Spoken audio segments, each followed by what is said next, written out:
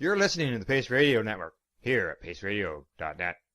The views expressed by the individuals during this broadcast are their own opinions, and they may not be the same as those of their group or other organizations they may be involved with.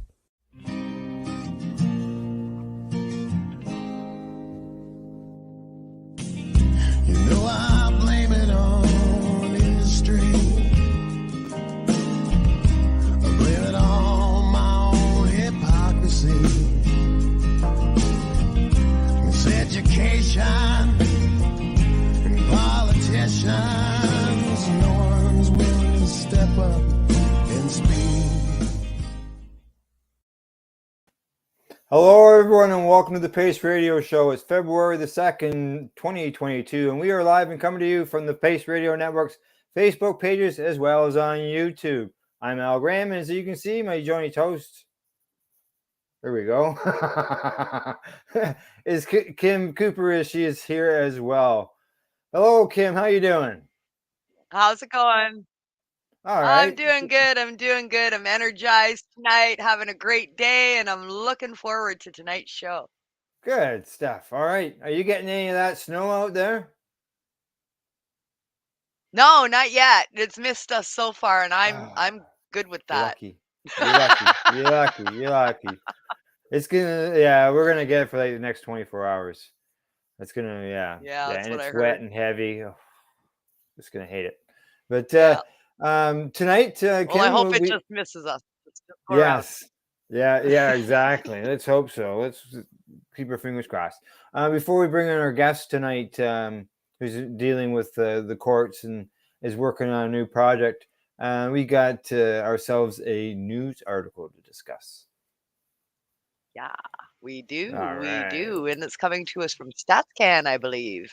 Yes, it is. There you go. As you can see it, it is to do from StatCan. It says Toba grown to launch Canada's first not-for-profit pre-rolls in Manitoba. Not for profit. Now, that's new. That's right.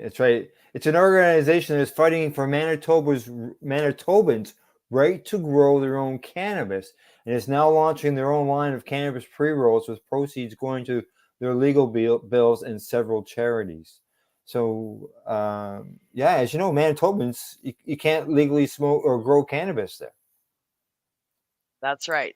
One of the two provinces that we have in this country that sort of opted out of allowing federal legalized growing for its residents. Of course, everybody else across the country is allowed to grow 4 plants per household, not in Manitoba and not in Quebec. Now, there are legal challenges that are being put forth to fight this, especially for those that are patients and have foregone their prescriptions and that kind of thing now because of legalization. They feel they still should have the right to grow their own medicine, whether they're prescribed or not. And I wholeheartedly agree. Yeah. You know, this is one way to raise some funds, and everybody across Canada should be able to grow cannabis. It shouldn't be something that's taken away from by the province. Like, this is, it's a federal controlled thing, and it just doesn't make. It's just not right. That's right. So That's right. So it's they say here. It's not. So I applaud these guys for doing this. This is great. Jesse Lovie is founder of the Toba Grown movement. He says, I'm proud to announce that Toba Grown will be launching a product line for not-for-profit cannabis into the Manitoba market. All of Toba Grown's profits will be used to fund our legal bills for our cases, with all remaining profits being donated to multiple charities. Sweet. Lavoie says that the BC-based producer gave Toba Grown. Oh, you lost me. You're too high up. There you go. There we go. It gave. Yeah, now sorry. I'm lost. They've got Toba Grow plans to launch 2 nonprofit products in 2022. The first product of Toba Grow rolls will be a pack of 3.5 gram pre-roll joints and will consist of flower sourced from small batch licensed producers based in BC. Toba Grown's aim is to have Toba Grown available for purchase this February or early March. So they're moving fast on They this. sure are, and you can see where Toba, Met's Manitoba, growing. So they say Yeah, the second product, the Toba Squad, is a line of pre-rolled joints that will be released later this year and will consist of flowers sourced from multiple Manitoba licensed producers, including yeah, yeah. they list a few of them there. That's awesome. That's Yeah, awesome. I mean, there's a nice little list of some small craft growers that are there. And I mean, come on, this is the products that legacy consumers are after. We're after craft. The larger company stuff, the big corporate stuff, it's just not it's just not cutting it for anybody that's a legacy consumer in this space. We want quality, and that comes from craft. yeah. There's a whole list of places there. I don't know if they're all legal, but I can see some legal names, a legal name listed on that location. But Yeah. yeah, there you Yeah, go. there's several of them there. Yeah, there's Yeah. several of them there, but exciting stuff for this company, Tobagrown. Like to see grassroots pushing it forward, right? Yes, exactly. It's good to see it, and it's all for a good cause. Obviously, Yeah, you know, yeah. fighting an Advancement of unjust, legalization. yeah, fighting an unjust law, really. So Absolutely. Absolutely. We're yeah, still fighting unjust laws in the age of legalization. So using the legalized platform to advance that push forward, it's fitting. yeah, sure is. That's right. And it has it allows everybody to get involved in a small way by purchasing the product in order to help it so people can grow for their cause. Yeah, Yep. All absolutely. righty. All righty. Oh, there we go. That's gone. So, what do you say? Time to bring in our guest? Yeah, cool stuff going on with tonight's guests on a couple of different fronts that we're going to cover. That's right. Exactly. I know. I've seen some posts come up on a group not notifications in my Facebook Yeah, thread there, and I'm going, "Hey, what's going on here?" And the only way to find yeah, out is to ask questions, right? that's right. That's right. Yeah, So we're going to that's do right. that. That's right. So at this time, I'd like to welcome a person I mentioned who is fighting in the courts while working on a new project. We'd like to welcome Pat Warnecke back to the Pace Radio Show. Welcome, Pat. How you doing today? Great, everybody. Thank you. Thank you for having me. Doing great.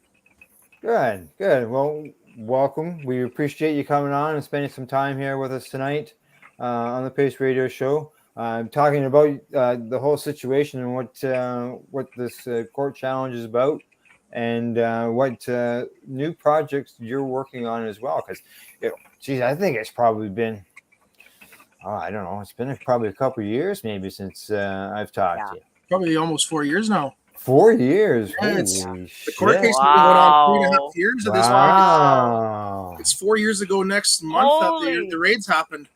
Wow, yeah, because it was holy shit. I yeah. didn't think it was, I knew it was a while, but I didn't think it was that long. Holy shit. Oh, Time's just spinning by, isn't it?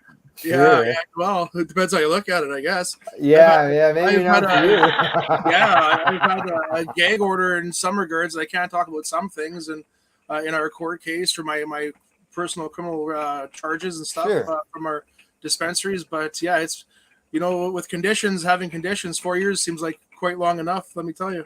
Yeah. The condition Yeah, parts of things you having to live yeah, with that, whereas we wouldn't notice them unless we were around you type thing. yeah. Yeah, that's right. Yeah, Yeah, it's unfortunately, there's that stuff to live with, but it is what it is. It's part of the process, I guess. yeah, exactly. It, And that's it. let's hope that in the end everything works out well.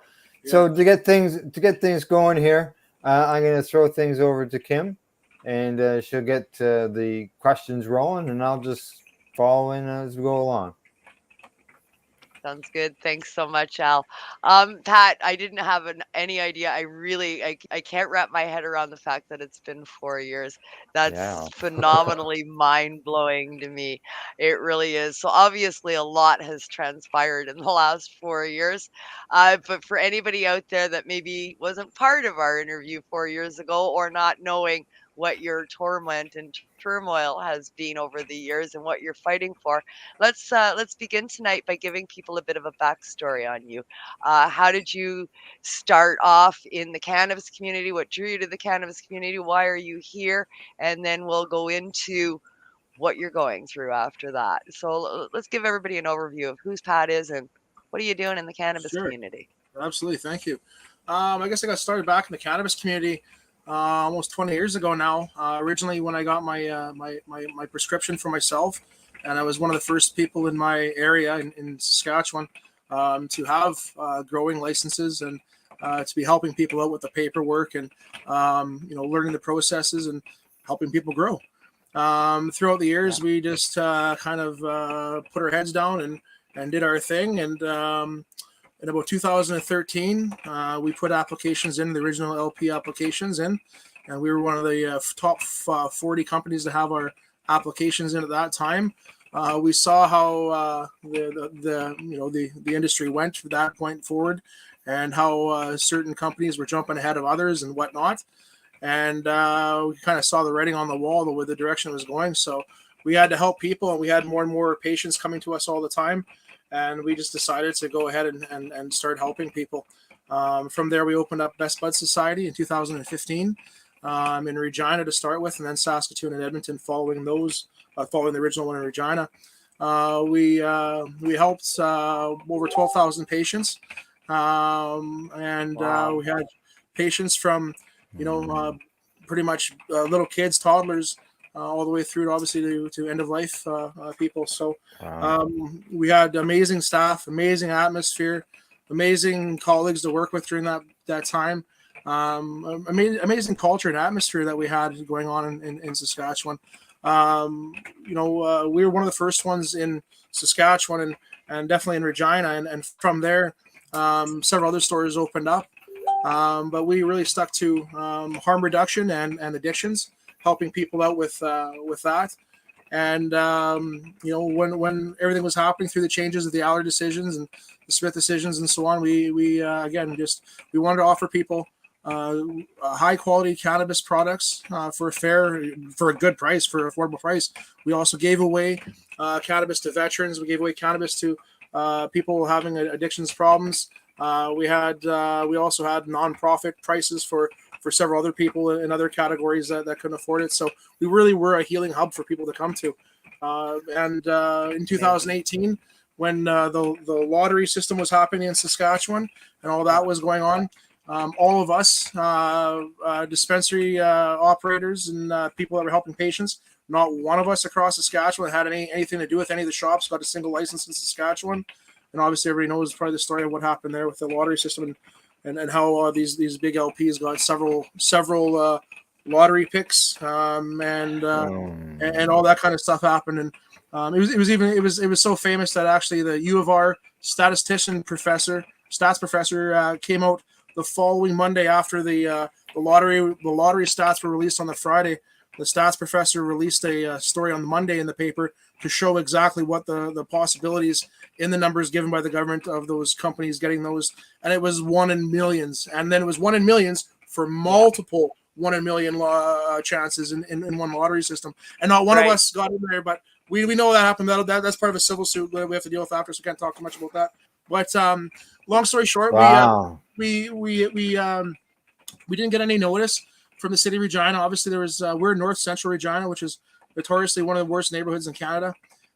We helped a lot of people that were marginalized, a lot of people that had a lot of problems with access, big problems with access, especially in Saskatchewan.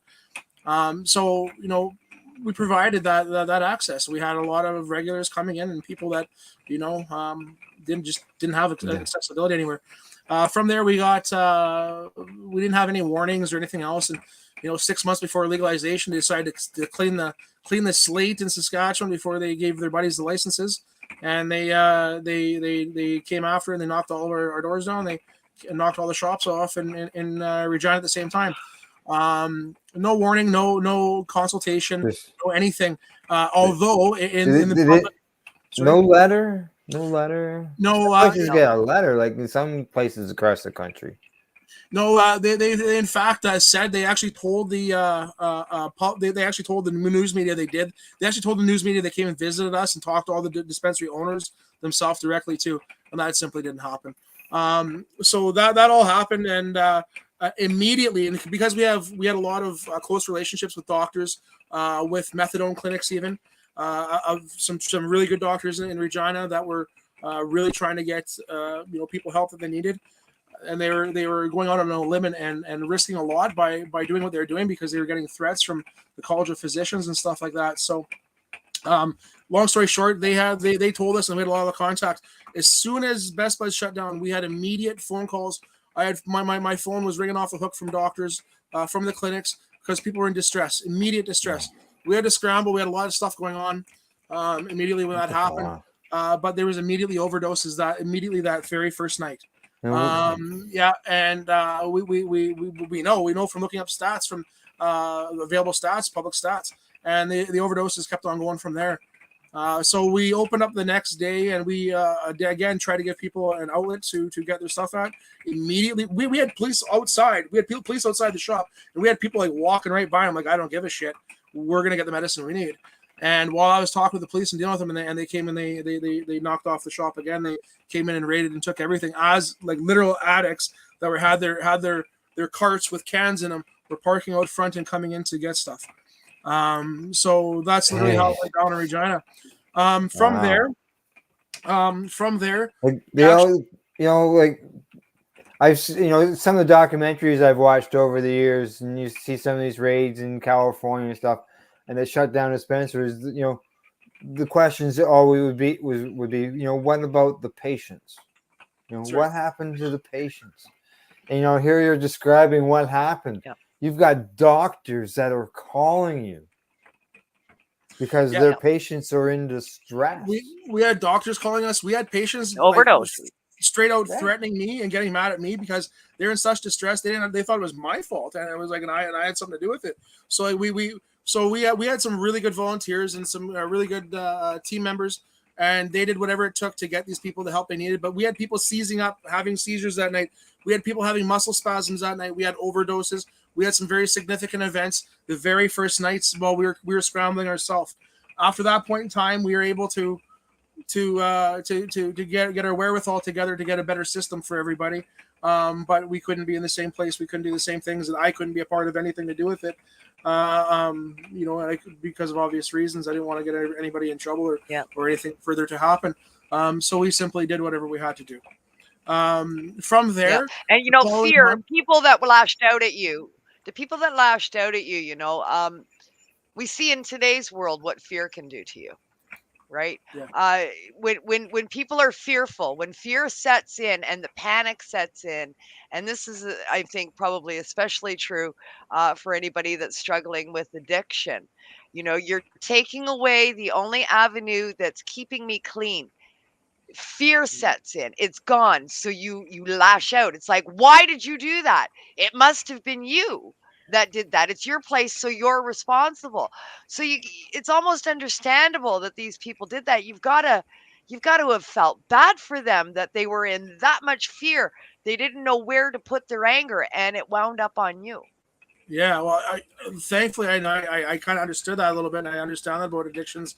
But at the same time, I was still in my own zone, my own trauma zone at the same time going on too. Yeah. Thankfully, we did understand that, and we were able to help them out, and they were able to. They understood after, and everything was good. Once they got their medication and stuff. But people are desperate, and I totally understand that, and I get that. And my biggest thing is I had to explain that to my team members, and I had some people coming forward, volunteers coming forward that were longtime patients of ours that had kids at home and stuff that were still volunteering to get people the medicine they needed and stuff like that. And they weren't used to dealing with stuff like that. So I felt worse for them and my team members having to deal with some of those things at that point in time than myself. I'm a big boy, I could take it. And I know I know what they were going through, so I understood it. But these other people that didn't understand, they kind of got thrown into the fire, so to speak. They kind of got a little bit more, but Yeah. we got through it, and that's the main thing. Unfortunately, there's still not a program in place in Saskatchewan really to help that, and anyone that's tried it, they really went after. But what happened directly after the raids happened, to show you a level of something else that is unbelievable. I was actually at the 420 event in Vancouver, and we were waiting for things to go on and whatnot. We already had my lawyer was in contact with the Crown prosecutor in Saskatchewan. Everything was worked out. We were going to turn ourselves in the following Wednesday. We already had everything. Everything was done with the Crown prosecutor and my lawyer. So on 420, I was in Vancouver, and my phone just started ringing off the hook. And the Regina Police Service, the chief of police, put myself and my wife's picture on the front page of the newspaper and called us Saskatchewan's most wanted, and said that we were outstanding for warrants. What? Yeah, that's right. Oh. That's right. So then my phone was blowing up, and I was like, "Holy shit, Mark! What went on?" And Mark's like, "Well, this isn't right." So then I started getting calls from media, and good thing I had some contacts that were doing constant media stuff at the time with. And I was like, no. I said we were already in contact with the Crown prosecutor. I said they're obviously trying to make us look really bad at this point, trying to bulldoze us because we stood up and fought. There's 24 other dispensary owners in Regina, and I was the only one standing up, and I was the only one they were doing this to. So what happened was we came back and we actually did a media release right on the front steps of the police station, and the media went right over to the Crown prosecutor's office. The Crown prosecutor verified what I said. And then they went back to the Regina Police Service. And then they had to do a media scrum and answer a bunch of questions to the media because of the shit they pulled. So, and then when we checked ourselves in and turned ourselves in, they did everything from threatening. It was crazy. It was crazy. They're threatening to keep me till the court date. If it was 2 or 3 years away, they didn't care. They're going to go after this and that. And kids, they're threatening Megan for everything under the sun. And the reality was, I can't get too far into it, but there was that much on her at all. It was just a bulldoze effect, and all of her stuff's been thrown out or anything else. But I can't go into it because it'll be part of the civil suit after because there was literally nothing. And all they did is they put a mother of a 2 and 3 year old in the front page of the newspaper while there was a triple homicide that weekend in Regina. Sad. Yeah, but that's the kind of tactics that it's scare tactics, right? And I mean that's what it is. It's scare tactics. It is. It is. And we just had to stand in there and do what we had to do. It's been a long time coming. Obviously, we've been helping patients do whatever they have to do to get the access as far as getting to the proper doctors, the proper sources, the people they have to talk to, whatnot. Our court case, it's taken a long time, but it's based on patients' access. We're going off of, we had a lot of patients come forward and help us out with testimonies. We had to have very specific testimonies and criteria, but we did everything that we could by the book and at Best Buds from our systems and record keeping, verifications. We did everything that we possibly could, including everybody that came to us actually had a doctor's prescription. That's all we service. So it wasn't like Vancouver and Saskatchewan. It couldn't run like that. But so we had a pretty tight ship. And we paid our taxes, which really threw a wrench in their system too. So at the end of the day, we have a very good. We had a bunch of good people come forward. We had mothers. We had a mother of an autistic child that was taking. I won't say what company, but an LP oil that was, as we all know, was very diluted with only, I believe, it was 30 milligrams per milliliter of THC. So things like that. We had those parents. This child was an autistic child with Dravet syndrome. I'm allowed to talk with the child. The parents are very good about this. And he had dramatic improvement from like 300 plus seizures a month down to not even measured months of not even measured seizures. The remarkable attitudes. He got a little bit violent at sometimes, and he was a strong 16-year-old. And so it actually calmed him down, let him sleep a little bit, got him an appetite back. But what happened is they couldn't give him the LP oil. Being so diluted, is trying to get that down his mouth with a bunch of carrier oil. He'd spit it out. It'd be all over the place. It was just a nonstop fight, right? So obviously using the high potency fecal oil and the proper stuff he needed and so on, they're able to sneak it into his food and get him the medication he needed to help him. Nice. We had low barrier access, lots of cases of homeless people to people with no credit cards to people with no fixed addresses.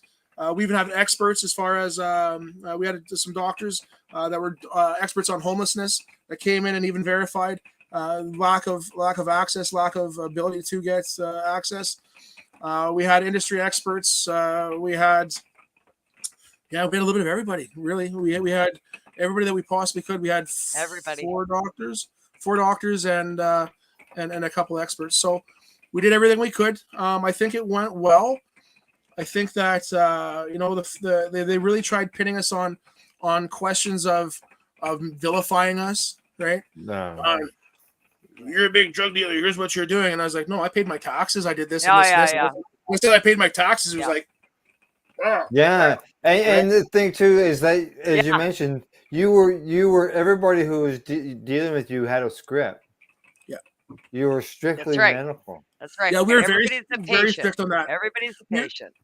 Yeah. Absolutely, everybody, and we were very strict on that. And like I said, Saskatchewan's a different place than BC, so I knew that they were watching. They were over our, and we knew from the court case that they sent several investigators in, and even from the disclosure, there's not one incidence of them saying that we sold to them, other than CBD. But I mean, there was CBD, and that we didn't have. That was the only. We even had a sign on our thing that said we don't ask for prescription of CBD, but everything else we will, type thing. So I mean, but long story short, yeah, that's the only possibility of anything without a prescription that we had availability to. But regardless, it is what it is. Well, I mean, Yeah. it sounds like you guys, you were better equipped than what we see in most clinics today for the amount of people and levels of help that were available. That's more service than you get in a clinic. That's even a cannabinoid clinic that's out there. Absolutely. Today. You So guys all of our bud had tenders, more. all of our bud tenders had had to have a certification. It was a nurse's level certification from a company in the States. We also had, I don't know if you guys must know Stu Martin. Stu Martin was our local resident expert that was helping people out and teaching doctors across Saskatchewan at the same time.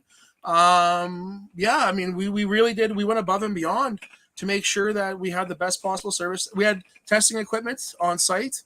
There's another question they tried to nail us on. We had testing equipment on site. We did everything that we possibly could. We had secured records. You got to figure, I come from a background of security and law enforcement. I owned a security company, an armored car company before. So we were used to making sure that things were protected and things were taken care of. And we did. We had full on huge ass vaults to put the products in, and it was checked in every day.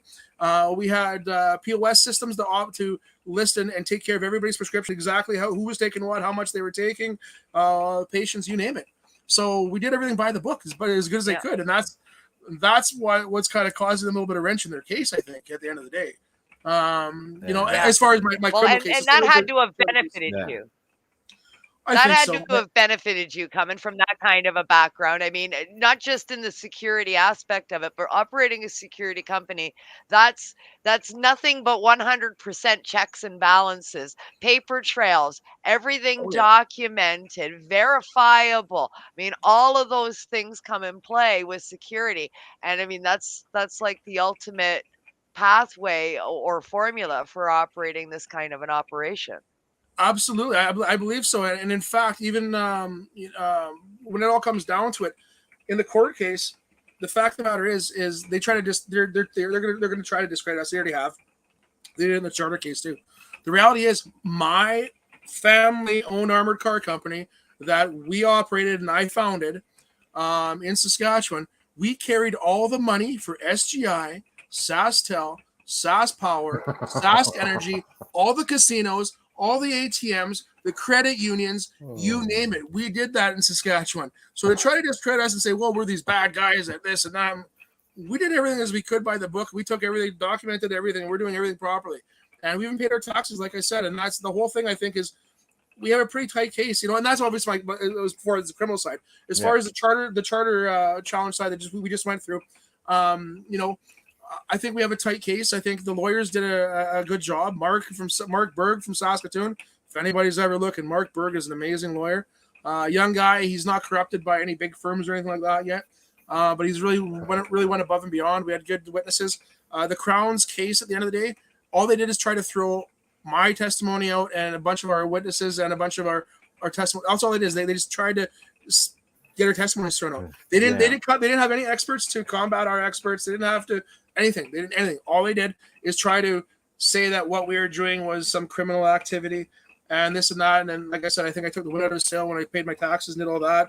And then several other questions and leading questions that they're asking about. It was all generated towards that. And I hope that the judge saw through that. I think with the experts and stuff, the judge, even at the final arguments, I think that that's all the judge really, or the Crown really did, is try to basically threaten the judge almost. Let's get into those final arguments and what the future looks like, how things might turn out after we do this break. I mean, sound good? Oh, it's already bottom of the hour, is it? See, I lost track of time. It is. It's already the bottom of the hour. It's break time. Yeah, I know. Hey. Okay. All right. Off we go to pay some bills, and you got to hear from our sponsors. When we return, we'll continue our talk with Pat Warnecke. This is the Pace Radio Show. We are live here on the Pace Radio Network's Facebook pages, as well as on YouTube. You're listening to the Pace Radio Network here at paceradio.net. At Legacy 420, we believe in being different. Experience the difference of quality control. Our labs provide tested formulations for all of our products. Experience the difference in trust. Our customers can trust that we are following up-to-date COVID precautions for their safety. Experience the difference in accessibility. We're open 7 days a week. Please visit our website, legacy420.com, or contact us for curbside pickup as well as nationwide mail order shipping. Legacy 420 values overall wellness. Come and experience the difference of Legacy 420. Did you know that the Pace Radio Network isn't just a radio network? That's right, because most, but not all of our programming is now done via video and is then podcasted at paceradio.net. So if you want to watch our programming, you'll find us on the Pace Radio Network's Facebook page, plus the show's own page, and you'll find us live on the network's YouTube channel. And don't forget, you can find it all, video and audio, at paceradio.net. Enjoy the buzz of legalization with Campbellford Lifestyle Shop. From lights to plant nutrients, books, consumption accessories, and more. We've got all your basics to grow or consume cannabis. Visit our info center or take a look at our piercing services and body jewelry, now available in-store through Campbellford Lifestyle Shop. 17 Bridge Street West, Campbellford. The People Advocating Cannabis Education Radio Network, found at paceradio.net, provides its listeners with news, information, and a place to be heard. This is done through our 5 weekly live video and audio broadcasts that cover cannabis and psychedelic news, plus those we interview. We get started Monday at 10 a.m. Eastern with the Reefer Reporters. Then at 9 p.m. we're live with Canada Quebec. Tuesday brings you Open Your Eye or the Psychedelic Reporters at 7 p.m. Wednesday at 8, we are live with the Pace Radio Show. But we're not done yet, because on Thursday, the Reefer Reporters return with another Reefer Report. Meanwhile, once a month, Thursdays bring you the Grassroots Advocate, the Pace Radio Network's audio magazine. All these shows, plus more, are found right here on paceradio.net. A doctor's job is to relieve your pains. And when it comes to growing cannabis, the biggest pain is trimming. Let Dr. Buck Cannabis Trimming Solutions take the pain away. Whether you're a home grower or a commercial operation, we have the cure. From 4 plants to 400 plants, garden size doesn't matter. Dr. Buck Cannabis Trimming Solutions comes to you with years of experience and professional discreet service. It's simple. We trim your weed and we do a damn good job. Visit drbuckcts.com to book your trimming. What is the People Advocating Cannabis Education Radio Network? It's a network of people advocating cannabis education. CP operates a medicinal cannabis signing clinic. If you want to grow your own medicinal cannabis and are located anywhere in Canada, then I'd like to suggest that you give them a call. They can be reached at 1-613-967-9888. That's 1-613-967-9888. And grow on with CTCP.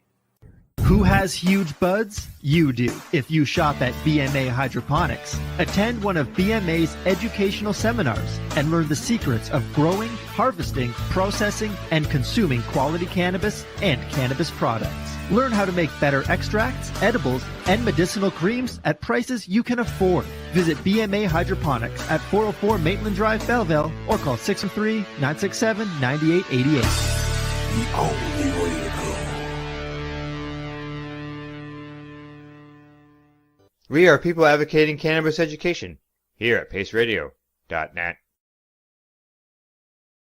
Hello and welcome back. You're watching or maybe listening, if you're listening to the audio podcast, the Pace Radio Show. We are live here on the network's Facebook pages as well as on YouTube. And if you missed the live shows, don't worry, we got that covered because you can always catch the podcast afterwards at paceradio.net. And Kim, just so you know, it doesn't matter whether it's the audio podcast or whether it is the video podcast. We have both of them there at the network's website. That's right. You can catch us on all fronts. That's right. Exactly. All right. Well, we've got a guest here tonight, and he's involved in a Canadian Charter Challenge in the courts to deal with cannabis. So why don't we bring him in? And you know what I'm going to do this time? Because, you know, I've probably butchered his name when we left. So I'm gonna have him say his name so that I make sure I get it right. Good idea. All right. All right. Welcome aboard, Pat. How you doing, buddy? Good, thanks. Thanks for having me back. Don't worry, you didn't butcher it too bad. I've had it butchered a lot worse. It's Warnecke. Warnecke. All right. Okay. All right. Warnecke. All right.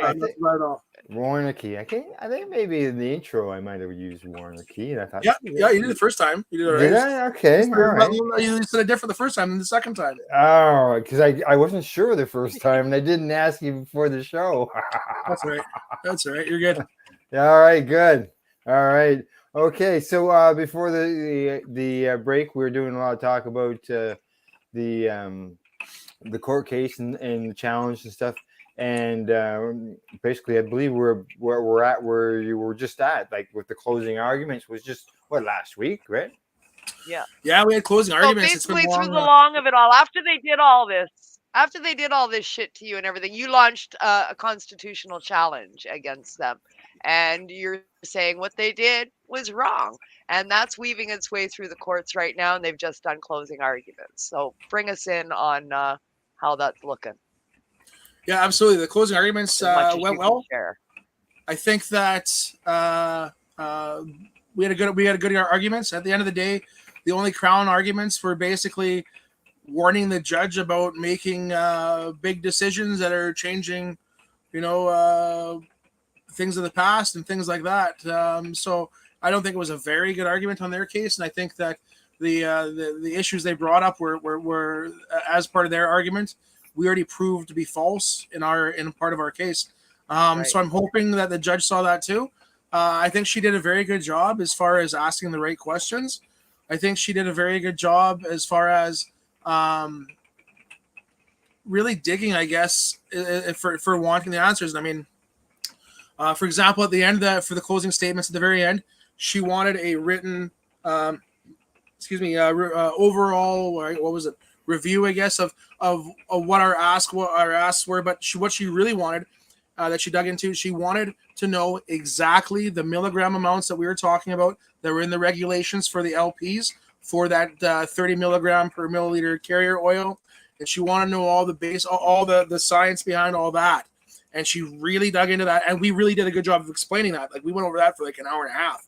So the fact that she wanted to know more about that, and not only that, but one of our main testimonies for Hunter, the autistic child teenager, was directly related to that, and he couldn't have a better story or picture perfect problem with access, including the fact that he had to fight with their social services home. I don't know if it's called social, whatever their care home.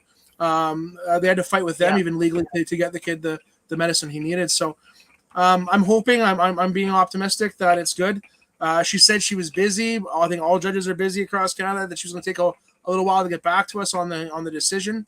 That being said, we kind of thought that if she was going to say 3 months type thing, that it might not be looking good in our favor, because it's a lot quicker to write a rejection than it is to change something or make any recommendations to the government for changes and everything like that. So the decision's due, she says, June 30th, and she also said if she's done by then. If not, she'll extend it into August, she said. So Well, at least you got June 30th. You know, it's still another 5 months away, but yeah, at least you've got something to look at as far Yeah. as Yeah. you know, instead of a endless road, right? yeah, Yeah, and Yeah, when for you're what- changing law, they take their time with that because they want all of the wording correctly. They want to be able to lay out a roadmap when you're changing law. As you said, when you're just like, no, I disagree, you lose. That's a quick couple of lines. There's no research required for a rejection, right? yeah. There is research required to change law. Yeah, and the fact that she asked, which my lawyer thought was uncommon, the fact that she asked for a written overall review of our final statements at the end is that she didn't just take what he said and take the notes and go, but she kind of asked like what the changes that we were asking for, what would be a way to remediate what's going on to what we're asking for, because at the end of the day, I think what we saw in previous cases, even last year with Sean Howell, he set the tone, so to speak, and started the path off, but they didn't really make any changes as far as anything that was practical that could be applied. I think that was the problem with it, is there was no recommended changes that could remediate what's going on. So I think that's what we really tried to corner when we were asking for what we wanted to have changes at the end. I think Mark did a good job of that. Yeah. And I think that's where we tried to make a difference, is try to corner it to say, to maybe not give as many outs as them just going, oh well, yeah, oh well, you're like in his case, they like he got off, and he's like so to speak, but there wasn't any changes made. And I mean, getting off great, because I think no matter what my personal charges, criminal charges, after what's been shown in the industry in the last 4 years, after what's history shown in the last 4 years, and the overdoses, and that the world didn't come to an end when legalization happened, and not everybody died of poison cannabis, and all these things didn't happen. I think that, well, my case kind of aged like a fine wine that way, and or a fine sativa, I guess. And I think that that's going to play in our favor. And I don't think my personal charges, even if we lose the charter case, are that big of an issue. But the biggest thing is we want to make a change in the charter, and that was our biggest goal from the start. So what? Yeah, absolutely. What changes in the charter could happen?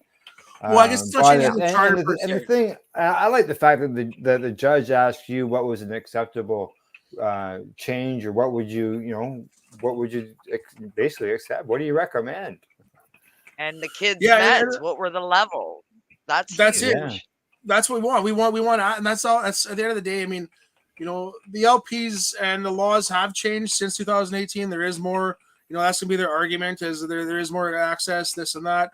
We're arguing and saying, well, affordability is a means of access, first of all, and obviously the high potency fecal oil and specific oils, it still isn't available, as well as other suppositories. There is some companies carrying it now, but there's issues with that. We're just flat out asking for access. We need access. Patients need to have more access points, be able to access what they need when they need, and without anything in the way, just like people have at Shoppers Drug Mart or for any other medication in Canada at the end of the day. Right. Yeah. I feel you, man. And I am so glad that you're doing this. I mean, that's been my biggest and almost my only bitch about legalization since legalization came to this country, is that it came on the backs of patients. Patients have been left behind in the grand scheme of things now. Patients no longer matter. Patients' meds aren't being advanced. We're not looking at patients' needs. It's all about rec, 10 milligram limits. Go buy your prescription in the rec store. You don't need a prescription anymore because we have rec. And I'm sorry about this. Because we have rec And meanwhile, rec doesn't even carry anything that would supply the prescription needs that a legacy patient has. I They don't mean, have the we've products been and you go left broke. in the dust. Oh, Yeah. And well, not to yeah. mention the amount of sugar, the Oh, preservatives, the packaging, the cost. The lack of When help, you've got a 10 the lack of milligram limit. I mean, experience. for my tea, my morning tea, 60 milligrams is in my morning tea. What do I there's do at that's the legal store with that? $45, Kim. Costs you about For my $45 a Morning day. morning coffee. tea, Yeah, you Right? yeah. know, So that's like, what $1,300 a month. yeah, just for my tea in the morning. And then I gotta medicate again at lunch, sometimes in between. And then again, I mean, come on. Yeah, that's why we cover the Come on. affordability issue as being a major issue and Good. drawback to this. And we actually had we spoke about to that quite intently. I mean, it is a huge issue. Even again, for not to beat a dead horse, but for Hunter, part of his case was that what they had to give that child, it was costing them $86 a day from the stuff that they got from the original LP from Saskatchewan. And when we started helping them at Best Buds, it was costing $12 a day. Wow. Oh, I mean, wow. you're talking a family, a young family, Yeah. $86 a day for one child. Yeah, I know people Yeah. that spend $12 a day on 2 coffees at Starbucks. This is manageable. Yeah. It is manageable. I mean, it still sucks, but it's manageable. They could still afford it at $86 a day. I mean, that's ridiculous, and it's not. It's simply not treated the same. Our medicine's not treated the same as anyone else's medication. That needs to be addressed. We all knew that they would try to do just that they'll wipe us off into the rec system. They've now proven that that's exactly what they did. Doctors are no longer prescribing. There's no longer access points as far as information or experience for people to talk to. On so many levels, there's no access. Yeah, and it's sad. That's a big thing, not being able to have anybody to talk to.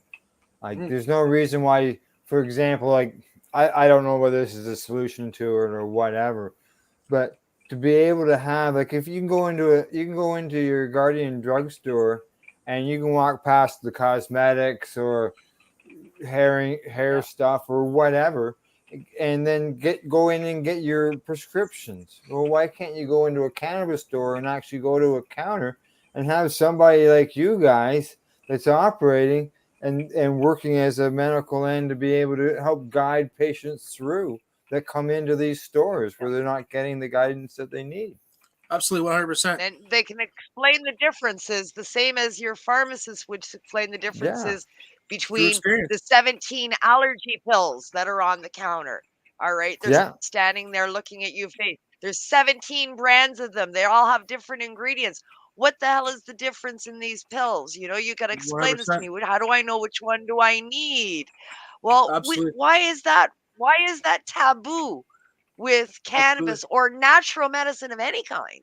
You know why? Because they can't control it, because there's too many combinations of cannabinoids and terpenes that it scares them, and they don't know it enough because they don't have experience. And it's an experience thing. And because there's no definitive answer that they can give for something, then they don't like it. And the fact is most natural medicine is like that. They're used to single molecule medicine. And single molecule medicine just simply is not what we need. And that comes with experience to know exactly what the cannabinoid, terpene, content or combinations of different flowers. That comes from experience. And you know what? At the end of the day, the people that don't fucking know, pardon me, but the people that don't know, and the people that don't know shit about cannabis, well, guess what's going to happen?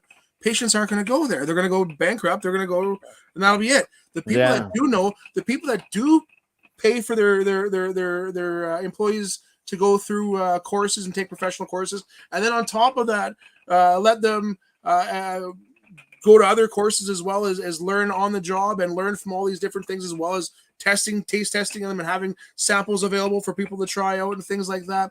And then coming from experience and talking from patient to patient every day. That's what gets your reputation. That makes people comfortable to come see you. And we had everybody comfortable coming to see us. Come back.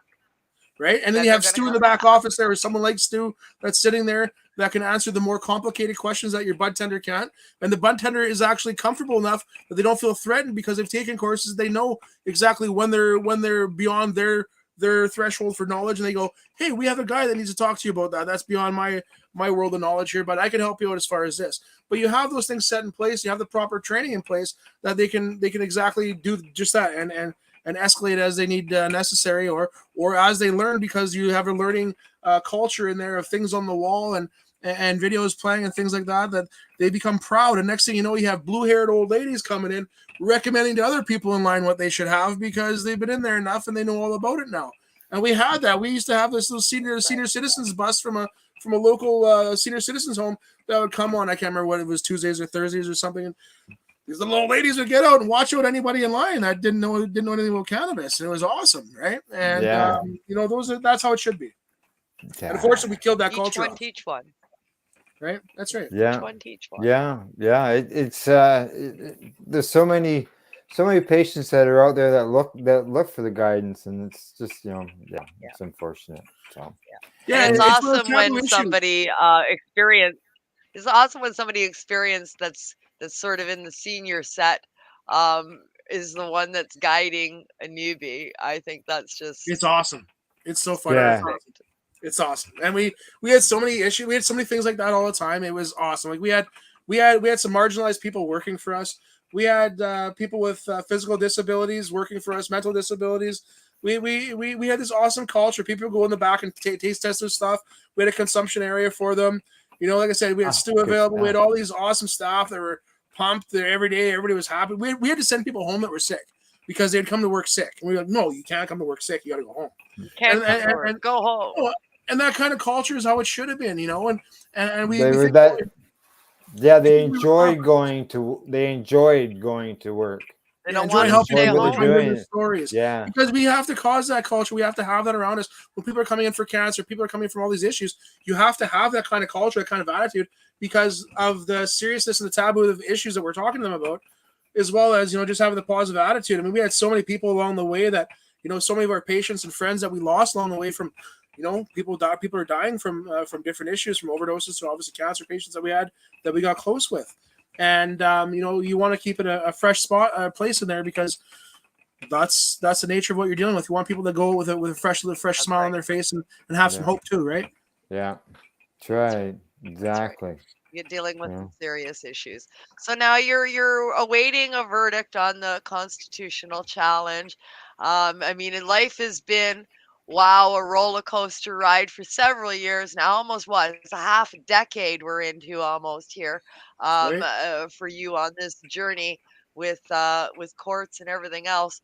I wanna make sure. Let me just double check my time. Yeah, I'm gonna dive into this. So through it all, you're still an entrepreneur, and you developed a brand new product through all of this shit storm that you've been in. You're sitting there and you're medicating and you're finding out about something that we all dabbers, me included, my method of choice is a nectar collector. I'm a dabber, and many of us legacy consumers are dabbers because of the extra effect that allows for. You've come up with a unique solution to a problem that many of us face, and that is, without an e-nail, temperature control of your rig.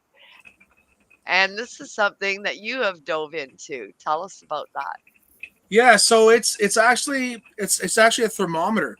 It actually just tells us. So it's only really, you can use it with nectar collectors to give you a more precise temperature, but it's more for using with glass bangers, crystal bangers, where traditionally we're all putting our wrist above the banger to feel if it's too hot or it's too cold, or we're looking at a stopwatch and then you miss your time, then we gotta do it all over again, all that kind of stuff. People say the smell, they can tell by the smell.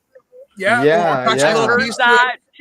cutting out all that. We're cutting out all the guessing games. So this is what it is. There's a little light on the front. It's kind of blurry on there, but it's just basically a little black box, and it goes with our our app. Oh, that's probably bright. You can't see it on there. Sorry. No. Not very Bring clear, the but bring the box back closer to the no, go the other way and spin it around. Lower it. there's a light on the front there. I'll turn that off right now so the light doesn't blare Okay. everybody. There's a light in the front. It's just a little black box. What's on top? Anything on top? Yeah, it has a hole, No? just a hole in the top, just a hole there. And all it does is it's an infrared thermometer. So we're able to put that, pardon my rig, we're able to put that right underneath on the table, and it gives us very precise temperature reading on the app. And the app is a pretty cool app. It just has like an old Chevy truck kind of temperature gauge on it. So it kind of goes up and down. So if it's in the red zone, it's too hot, you know. And it also has either you can preset it for presets of whatever temperatures you want. You can also put it in Celsius and Fahrenheit. But like I said, it's got a gauge that goes up and down, kind of a circular gauge. And it also tells you the digital readout. So there's 3 ways that you can see it, from the digital readout to the gauge, colorful gauge, as well as the temperature up top. So it tells you exactly what you need to know. Yeah, I haven't had a bad dab in 2 years as we've been developing this thing. I went through a few different demo models, and we've just had we got caught up by the microchip crisis that happened recently. So we got held up by about 6 months, but they're actually coming out April 20 release this year. So April 20th. April 20th release this year. You're not waiting to 7th, not waiting until July 10th, eh? No, for sure. We're not going to do that. No, we're having some pre-sales we're getting going on that, but you know, there's actually, since we started developing this, another competitor came out on the market. But they're almost twice as expensive as ours, and ours has got a neat little app and it does the exact same function. So and it's a lot more portable, and it's I think it's it's more user friendly that way, as well as it's not as breakable. So I think that we have a good product, and we're going to try to take it obviously across Canada. We're going to maybe do some marketing with some glass blowers and things like that in the industry, and try to help support that kind of community out as well, and do some cross marketing. So yeah, we hope to do that in the future and take it internationally. I think it's very cool, and I think it's very cool seeing the innovation that is still taking place in the cannabis community. I mean, here we got, and that's where most of this innovation comes from, is from us consumers recognizing an issue. It's like, frig, I wish I knew how hot this is. It seems right. I don't know. And then you get into the whole debate when people come over, right? Oh, no, that's too hot. Oh, no, you let it cool down too much. And then this one and that one and this idea, try it this way. Oh, this way's better and this way's better. You are put your brain together and you solve that. You're like, okay, you know what? Here's a little box. It'll sit underneath there. It's going to record the temperature. It's going to send it to your phone. And we're even going to make an app that will tell you when the sweet spot is. I actually queued up a video. I don't know if Al wants to. Did you queue up a video? Oh, that's it over here to the side? I did. Okay. All right. It is. Do you want to say what it is? Go ahead. I looked at that. Well, this is the video of the app being used. This is the box being used. This is the video we got from Pat. So this is the one that Pat sent us. This is the one you sent me. Yeah, you sent it to me. Pat sent it to you. Yeah. We'll go to the commercial break. All right. We'll do the commercial break. And then when we come back, we'll play this, because this is about 5 minutes long. Perfect. Yeah, it's like 4 minutes. Yeah. So we'll go to the break. Let's play this, and then we can talk a little bit more about this unique contraption and the awesome app that goes with it. Yes, exactly. All right, off we go. Kim and I'll continue this conversation when we get right back. You're watching the Pace Radio Show here on the Pace Radio Network's Facebook pages, as well as on YouTube. You're listening to the Pace Radio Network here at paceradio.net.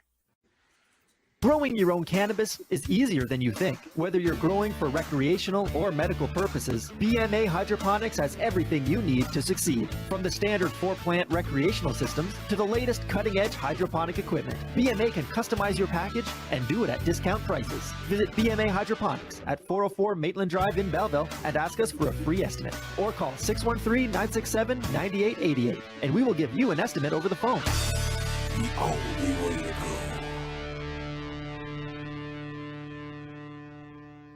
A doctor's job is to relieve your pains. And when it comes to growing cannabis, the biggest pain is trimming. Let Dr. Buck Cannabis Trimming Solutions take the pain away. Whether you're a home grower or a commercial operation, we have the cure. From 4 plants to 400 plants, garden size doesn't matter. Dr. Buck Cannabis Trimming Solutions comes to you with years of experience and professional discreet service. It's simple. We trim your weed and we do a damn good job. Visit drbuckcts.com to book your trimming. What do you find at paceradio.net? People advocating cannabis education. CP operates a medicinal cannabis signing clinic. If you want to grow your own medicinal cannabis and are located anywhere in Canada, then I'd like to suggest that you give them a call. They can be reached at 1-613-967-9888. That's 1-613-967-9888. And grow on with CP. At Legacy 420, we believe in being different. Experience the difference of quality control. Our labs provide tested formulations for all of our products. Experience the difference in trust. Our customers can trust that we are following up-to-date COVID precautions for their safety. Experience the difference in accessibility. We're open 7 days a week. Please visit our website, legacy420.com, or contact us for curbside pickup as well as nationwide mail order shipping. Legacy 420 values overall wellness. Come and experience the difference of Legacy 420. The People Advocating Cannabis Education Radio Network, found at paceradio.net, provides its listeners with news, information, and a place to be heard. This is done through our 5 weekly live video and audio broadcasts that cover cannabis and psychedelic news, plus those we interview. We get started Monday at 10 a.m. Eastern with the Reefer Reporters. Then at 9 p.m. we're live with Canada Quebec. Tuesday brings you Open Your Eye or the Psychedelic Reporters at 7 p.m. Wednesday at 8, we are live with the Pace Radio Show. But we're not done yet, because on Thursday, the Reefer Reporters return with another Reefer Report. Meanwhile, once a month, Thursdays bring you the Grassroots Advocate, the Pace Radio Network's audio magazine. All these shows, plus more, are found right here on paceradio.net. You're listening to the Pace Radio Network here at paceradio.net. Hey, welcome back. Thanks for tuning in to the Pace Radio Show. We are being broadcasted live here at the Pace Radio Network's Facebook and YouTube pages. Plus, the audio and the video podcast will be available at paceradio.net following. As you can see, Kim's here with me, as well as our guest, Pat Warnecke, is with us as well. Welcome back, Pat. Thank you. Thank you. All right, Kim, I'm going to pass things over to you, and you can introduce this video we're going to deal with here. Okay, so this is a video that we were sent that shows us the basic operation of Pat's device. Dabinator? Am I correct? The Dabinator? Dabster. I think that's what it's called. It's called the Dabster. Sorry, the Dabster. Yeah, no my bad. And this is actually isn't a marketing video. It's just a demonstration video. So please don't critique it too much for us. It's just a personal video. But hey, please by all means play it. Yeah, this was just something to give us a basic outline of how this is going to work. Of course, proper video will be put out later. This is something we were just sharing amongst ourselves, but I thought, well, we're talking about this. Let's show them how it works. We have that. We're gonna share that right now. Al, I'm gonna let you control it because you've got a faster internet. Yeah, all right, not a problem. Okay, so here we go. We'll see you on the other side, everybody. All right. Okay. We'll run down how they work. As you can see, there's just one button on the side, one light on there, a little top. I chart it, but there's a little. That's what the sensor comes out of, and then there's the plug-in on the side. Anyways, what we do is you go through to the app, the Dabster app. Open up the Dabster app. Right. All right, and we'll turn on the Dabster unit. Blinking means looking for a signal. Touch on that, pair new device, connect that. Steady green light says it's connected. Obviously up on here we can change the profile, the about, the info. But on the dashboard, we can change all the parameters as far as our Celsius, Fahrenheit, custom settings for custom ranges and the highs and lows, and our custom ranges for heat, sounds and notifications if we want them on or off for the high range, low range, the alarm sounds, like if you wanted alarm sounds or just the vibrations. So anyways, we've already heated this thing up a little bit before I started the video, so let's see where it's at. We're actually going to heat up a little more here. Let's do this a sec here. So I'm going to heat up this banger here, get it nice and hot, so I get to give you an idea, show you. I don't have any of the vibrations on it now, the sounds, but just so I can talk it through here. But I can assure you, it vibrates my hand when it's on and lets you know if it's too hot, too cold. So, anyways, as we're looking at it here, you can see there's obviously the digital readout here, and then obviously the gauge here, almost like an old Chevy. So, telling you what the temperature is outside. The purple is there. So you put the banger. Let's get this underneath here. We just put it underneath, directly underneath, and boom, the purple goes up. Obviously, in the gauge, the purple goes up, and it shows you that it's way too hot. It's in the red zone, so it's obviously way too hot in the red zone, right? So, as it cools off, it starts turning a little bit more orange. As the digital readout's getting lower, obviously, it's getting lower and lower. In the future, the apps here, what we have is we have a design. So in the app, this thing will move up a little bit here, and it will be we can play our videos right here for marketing and advertisement, as well as data analysis type stuff. So as it goes down in temperature, continuing on here, it turns orange. It's still not red hot, still orange, a little too hot still. 550 degrees, you could dab that, but it's a little too hot. A lot of guys would make that mistake and hit it right now, and it would actually be pretty bad. It would be a little bit charring, a little bit flashing it, and they wouldn't enjoy the full taste, and get a little bit sore in the throat too.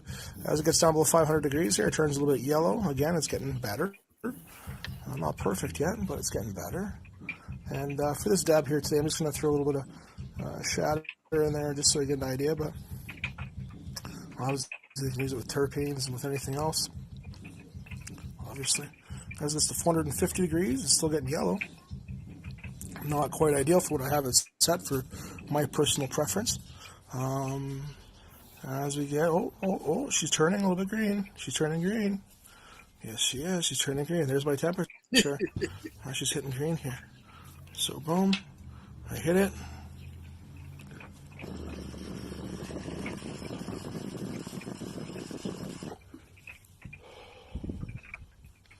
Perfect dab, man. Perfect taste, everything else. I can continue on.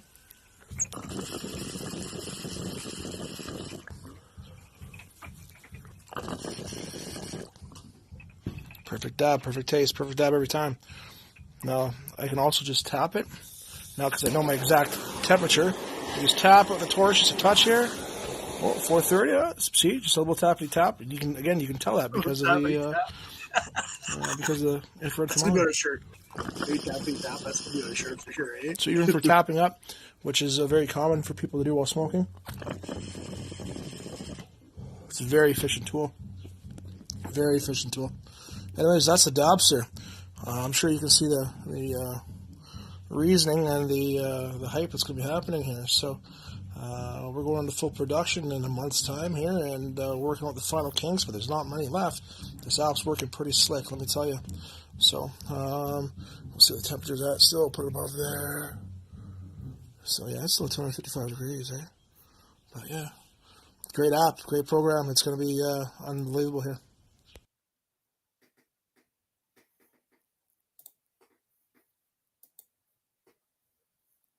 There you go. Looks good. Oh, I got Awesome, muted. guys. What's that? That's awesome. Thank you very much. That's awesome. You're welcome. Oh, that's I'm First talking public away and I that's the was very muted. first. What's that? What was that? Yeah, Pat? so that's awesome. I was yakking away and I was muted. Yeah, that's the Dabster. I mean, it's very cool. You're solving a lot of the problems that a lot of people have. And this is a huge problem, especially for people that use the banger and the glass bowl types that you were using there, which is an extremely popular peace. People Oh, gravitated towards the glass and the quartz and that, and they got away from the metal. I'm old school. I'm a metal tip girl. I have my e-nail and it's a metal bowl attached to my e-nail. I use my dab rig and I use the metal tip. I don't use the glass one. I can't get into the glass. I'm so scared of it. I'm going to break it. It's going to melt. It's going to get too hot.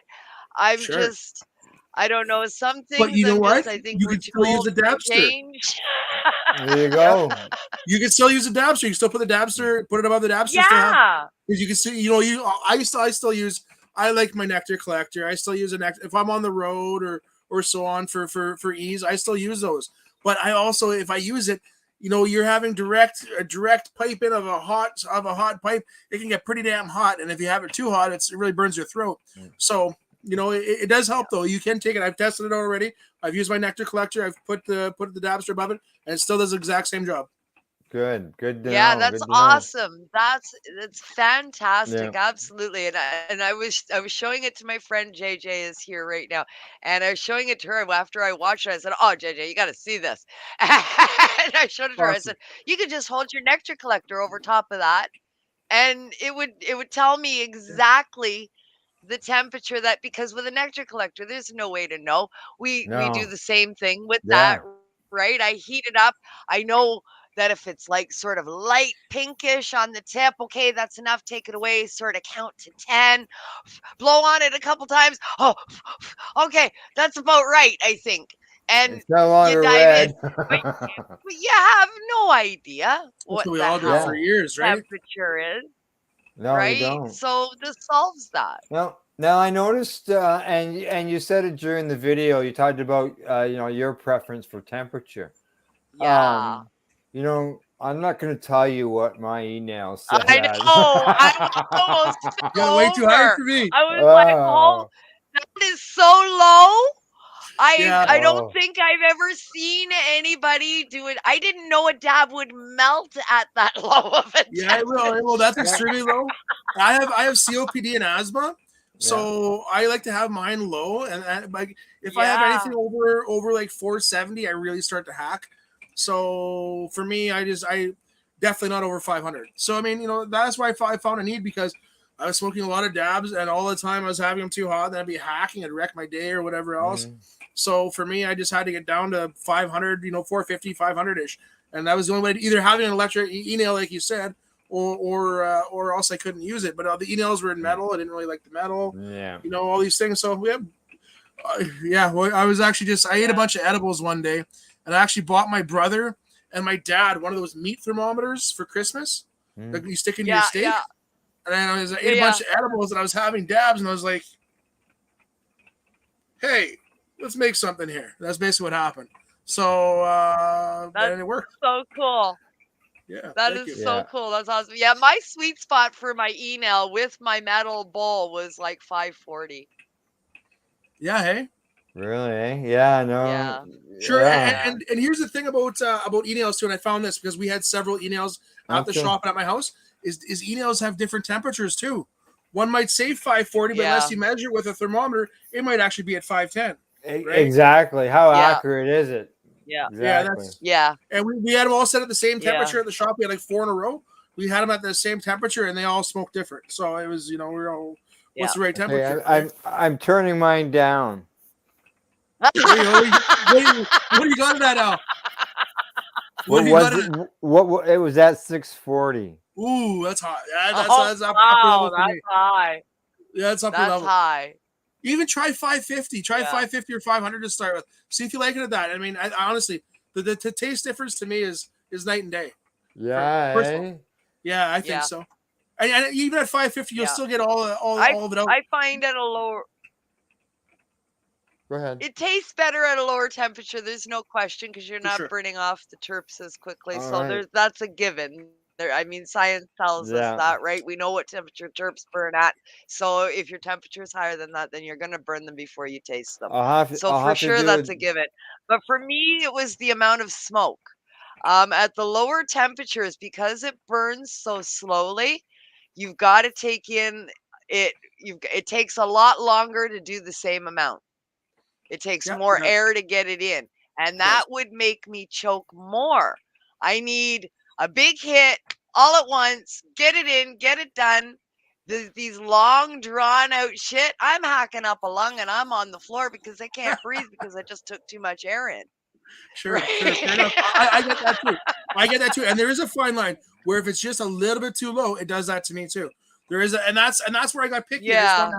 I want to have it precise, right? So if I have it right at the precise, it's just more Yeah. enjoyable. I'm not coughing and hacking on one side, and I'm not having that long drawn out draw at the other side too. You know, there's a sweet spot there, and that's I think honestly, I think Yeah, I'm absolutely. gonna have to send you guys out one once you try it and you're bang on every single time. It's just night and day different. Oh, I'm gonna send Yeah, your well, I'd video be to curious a friend to of know. mine. I've got a friend that he's Mr. Squishy on Instagram, and he's Nice. always making rosin and stuff. And he's got one of those type of bangers like what you've got there that you showed in the video. He's got something similar to that. Yeah. And I think he'd really like that because he's one of those guys who Yeah. does that heat temperature thing on the wrist. Does right? it on you do it on your wrist. You just drag your wrist across it like that, Absolutely. and it's like, oh, get Well, it there's nice and lots to close. that. How much does it make your hair singe? Then you know what the temperature is, and Well, with those there's glass all bangers kinds too. of crazy stuff, right? Yeah, absolutely. With those glass and the crystal bangers, the thing is, and we actually have there's an emulsivity setting on there. So depending on what product you're using, if you're using a metal banger or whatever else, you can actually adjust that.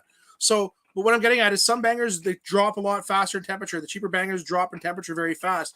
The really expensive bangers tend to hold their temperature. But the other thing is when you're paying $500 and some of these bangers, like these Evan Shore bangers and things like this, they're $5,000 a banger and stuff. So you don't exactly want to torch that thing up to 1,400 degrees because you know what I'm saying is you don't want to over torch it too. If you only have to heat it up to 700 degrees, there's no use heating up to 1,400 degrees and to start to wreck your crystals slowly at a time, right? So you know it helps as far as health wise. If you don't have a too high where you're having the carcinogens and all the bad parts of the of too high temperatures.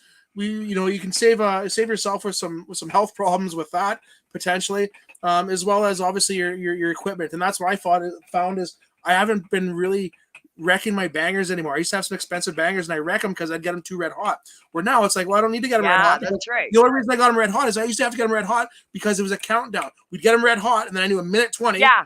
After we get them red hot, minute 20, put my wrist above. Okay, it's good, right? And that's why you heat them up to red hot. But you shouldn't be reheating those things up to red hot, right? Right. No, and that's exactly what I do with my nectar collector. I put the torch until the tip of it is just starting to glow pink. Yeah, and it's like, okay, that's hot. Okay, I know it's hot. Okay, that's good. Then you stop, and then it's like, okay, count to 10, and then you go, huff, huff, huff, and then That's exactly it. That's exactly it. It's like, that's about right. That's about where I want it, but you got to go through this process, right? That's right. I would eliminate that process so it'll just be a little bit more simple. That's all. That I certainly think it's looks great. like that certainly looks like that will do that because like you said you can't set the temperature on those you can't no, and they're getting pretty popular. Like a lot of guys like the glass bangers and the artistic bongs and things like that, and they're pretty popular, and guys are looking for a way to protect them and as well as enjoy them, and I think this is I'm certainly in that category. I like my glass, my crystal bongs, my glass bongs. Personally, I have a collection, and some people are like that, and at the same time I have my nectar collector for when I'm on the road, just like what you're having there. So either way, it works for me. So and we all have to have it, and we all have to have it, and it's not like we're going to quit having it, but if we can not waste some money and not waste, that's a big thing. Yes, exactly. Absolutely. There's a message there from Danny Jones. Gonna have a Yeah. dab with us all right now while we're talking about Awesome. all of this. They had a snow day, busy day. Great. Yeah, it's snow day. Yeah, it's still snowing here. It's gonna be snowing tomorrow too, all day. It ain't stopping all night. It's gonna be I just snowing. hope we can just let it go right around Englehart, kind of, just give us that little hug. Everyone's getting it, eh? Yeah, bye. Yeah, we've got Little enough loop. snow over the last couple of weeks. I can tell you that. But This is my first no, go. that's now it doesn't look very big. It looks like it's something you can No, fit in a pocket you can stick it in very your easily. pocket. There's That's no it. weight to it, eh? That's there it. you It's just go. small. Oop, where are we going here? Yeah. It's small. It's just got a little Small. oil on it. So other than that, though, it's just small. You put it in your pocket and you can take it to wherever you want to go Yeah. dab. And that's the benefit of it. And, compared to our one competitor. But I think it's, I think it's going to be a good design. It's portable. It's cordless. The battery goes forever on it. And it's Bluetooth. Just Bluetooth. Just plug it in and charge it. Bluetooth. Yep. And it runs with an app. I mean, we've got apps for everything, right? So Right? this is Well, that's exactly it. Yeah. And the reason we want that too is for the future development of it. The future development of it is going to be to a point where people can take and keep and score products. So if you get a product from whatever company, you can list it, score it. So and you can compare with other people, but you can also keep it for the future. So let's say that this product, because it's a shatter, you like it at this temperature. This product you found you like it at this temperature, so you can keep those things in the settings in the future for your personal preferences. Preferences, yeah. Sort of like personal settings. Yeah, I've found in different products if you use full melt wax or rosin or hash versus a shatter versus the slurry or something else. They all if you once you try this and you really get into it, you really notice that the different strains and the different products, they really do taste better and different, 40 or 50 degrees difference. And once you get into the nitpicky of it, and you do find that. And that's kind of a fun part of it, is kind of finding those sweet spots. Yeah, like I lowered mine 90 degrees and I noticed the difference in the taste. How is it? Better. I'm going for another dab. There you go, right? Going for another dab tastes better. And different products burn at different temperatures, right? So if you've got a wax or if you've got a butter versus a live resin versus a rosin, the texture of all of these different products will react differently to different temperatures. Exactly. So I mean, I played around with mine too, depending on what I was consuming when I had my email and I was actually setting my temperatures and stuff. It's like, oh, what are you smoking? Oh no, turn that up. Oh, what do you got? Oh no, shit, turn that down. And for any of us that are old enough, and for any of us that were old enough for different parts of the world that smoked a lot of hashes before all these other extracts came out. Yeah. The original full melt hash, like the gold of gold hashes, if you have that, even 20 degrees too hot, it tastes like burnt shit, right? You need to have it at the right temperature for that full. Right, don't overheat that bitch. No, because it's still got the material in it, not like today's fully extracts with their screens and everything else that they have in them nowadays, right? Yeah, you didn't take a lighter to it and do this to mix it up, heat it all up with the lighter. I'll get it all nice and hot and get it, charcoaly, and then mix it. No, you just destroyed it. I'll tell you right off the bat, I noticed a difference in the flavor, and I haven't coughed from that dab. There you go. Yeah. There you go. So what and you won't. It's easier on the throat. It's sitting at 550. So 550 is like kind of the upper end of mine. So anywhere from 500, try 500 even next time and see how you like it there. You might find your sweet spot.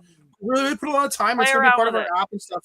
We put a lot of time into looking at the science behind the different terpenes and flavonoids and cannabinoids and their different melting temperatures, vapor temperatures. And we're going to be having a bunch of those charts on the apps and stuff too. And it's interesting. It gives people the visuals to look at it and see, geez, well, that's why I want to have it at that temperature. Geez, this is why. So we want to put some science behind it too, so people can see what temperatures the carcinogens start to take effect at and things like that, eh? Oh, yeah, for sure. Because, they're too hot. You burn them off before you even get to use them. I'm actually having a bit of feeling the difference of effect, not only the taste but the effect of it as That's well. right. And that's why by knowing that, Nice, having those terps nice. on their availability, and because then you'll see, because some terpenes, if you have it at 500 degrees, they're gone. You know, Right. they're gone at Yeah. 470, 480. So that's what I'm saying is even that one kind of strain of cannabis in an extract, you can actually get different effects from adjusting it. Realistically, you can. And I've noticed that, just like you just said. Absolutely. No, And we're that's because learning all Yeah. the time. Yeah. We're at learning your about that all the 700 or- time, and the effects Right. of terpenes. Yeah, terpenes play a huge role. And Absolutely. nobody really Right. had a clue. We were all about, oh, that's about the smell, and it's about the flavor, and it's not really anything except the smell, and it's like no. It's like a tractor trailer, right? They've got 18 wheels on a tractor trailer. If you take a That- couple of those wheels off, the tractor trailer will still drive, but it doesn't drive right. That's right. That's exactly. Right. And that's why I have to sometimes some dab know? at 440, and that's why some stuff I can have up at 480, right? And it really is a very precise tool for getting the effects you want. You can take that exact same strain, and you can either get up in the day because you were high, the temperature was up high enough that you didn't get the effects of some terpenes that you might have, like linalool, that might have put you to bed. But later on that day, maybe you have a lower temperature, so you catch that linalool terpene, and it puts you to bed. Oh, yes. I can see that. So it's all kind of fun. Honestly, it's been a great year trying to test these things out. And I've just come in and turn it on. It's just always on the same setting, right? Yeah. But makes a difference. Makes a huge difference. And I would love to have. I loved my email for that, for setting the temperature to create different effect, and depending on what you were consuming and everything. Mhm. I fell in love with my nectar collector a few years back, and I put my email away and I never looked back. But that is the one thing I miss, is precise temperatures that you got with the email, and you don't have that option with this. There's nothing out there that allows for that. So I'm excited for this new apparatus and its app. Absolutely. My biggest bitch is when I'm doing my little thing where I cool it down. Sometimes I cool it down too much, and I go and do a dab, and I get a little poof, and it's like, shit, that was cheap. Now I gotta do it again. All right. Exactly. I guess it's just, it's like just having a little puff instead of a big puff. It's I always feel cheated. Right? Density of it, the whole the whole bit. So we're like this product, it's out now, or it's so no, it's not actually.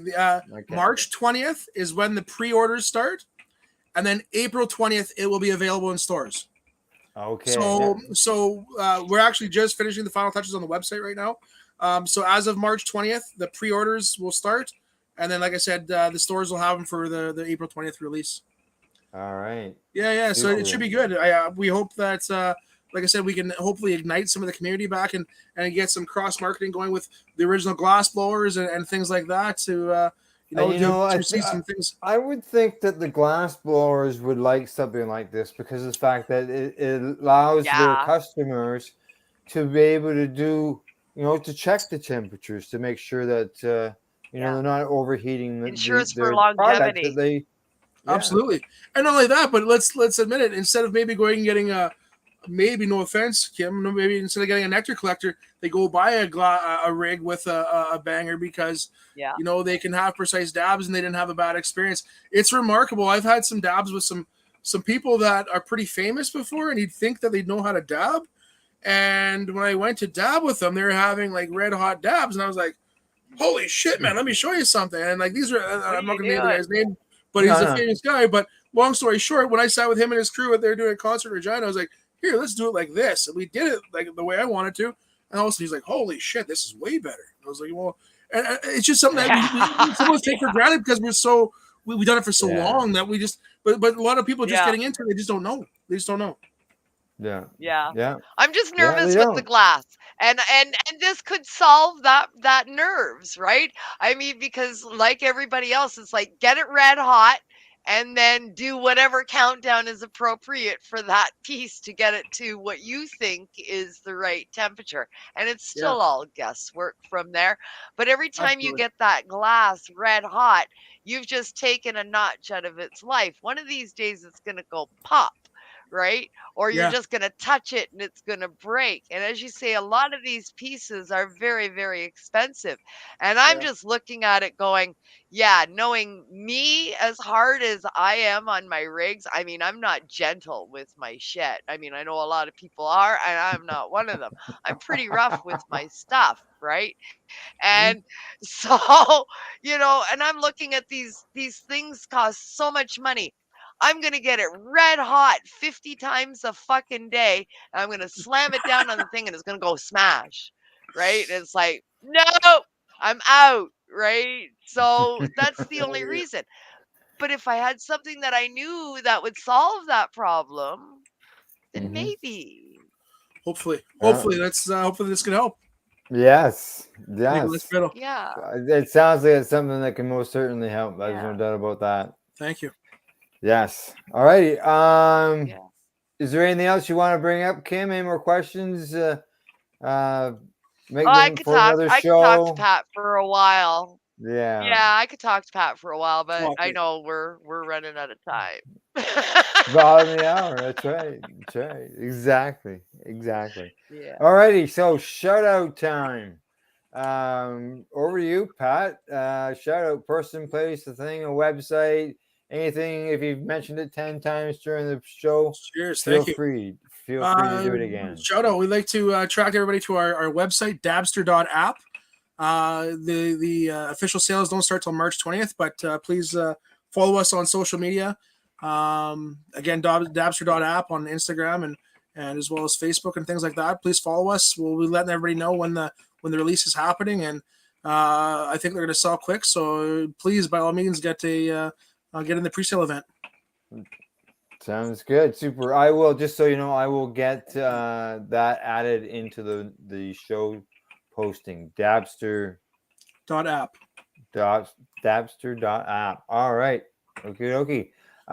Kim, actually, I was going to mention something to you about. And is there anywhere people can go to find out some information about? About the court. The court challenge. Well, I get everybody sick as I rotate back and forth. We have a group online to follow. I didn't start up a page or anything like that, or an actual site. But we have a page, Canadian Cannabis Charter Challenge, on Facebook. You can go there and join us and follow along what's going on there by all means. And just everybody in general, support your craft growers and support your people helping your dispensaries, helping patients out. We've lost our way, and you guys have a great advertisement with Legacy 420. Those guys do an amazing job out there. We need more people like those guys, fighting the battle and doing what they can to help patients out. So, do whatever you can to support patients and support patients' causes, folks. All righty. Super. All righty, Kim. Awesome. Shout out. I know.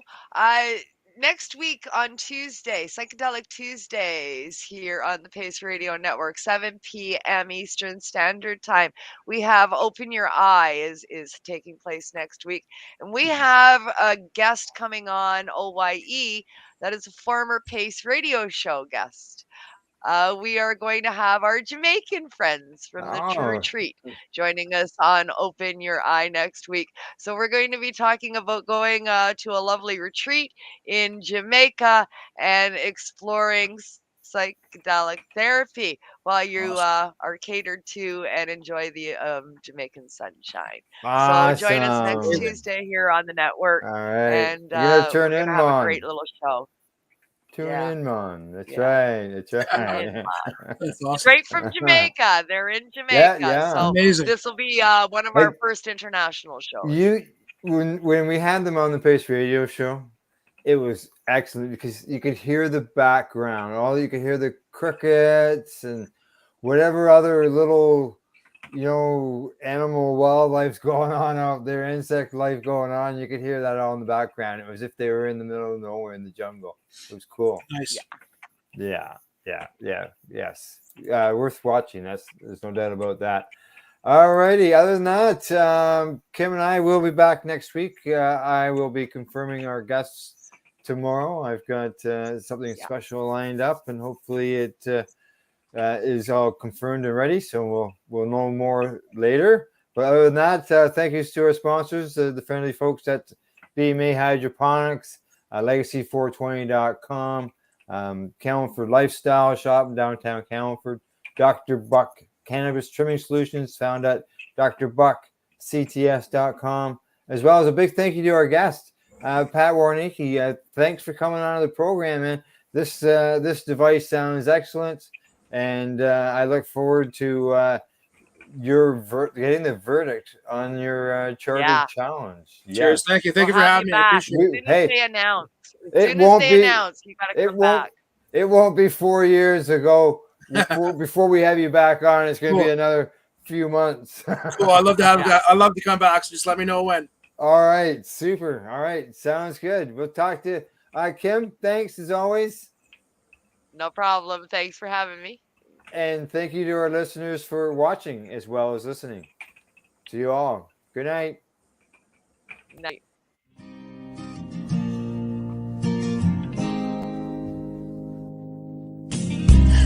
I blame it on industry. The opinions of the individuals during this broadcast are their own and may not be the opinions of their group or other organizations they may be involved with. We are people advocating cannabis education here at paceradio.net.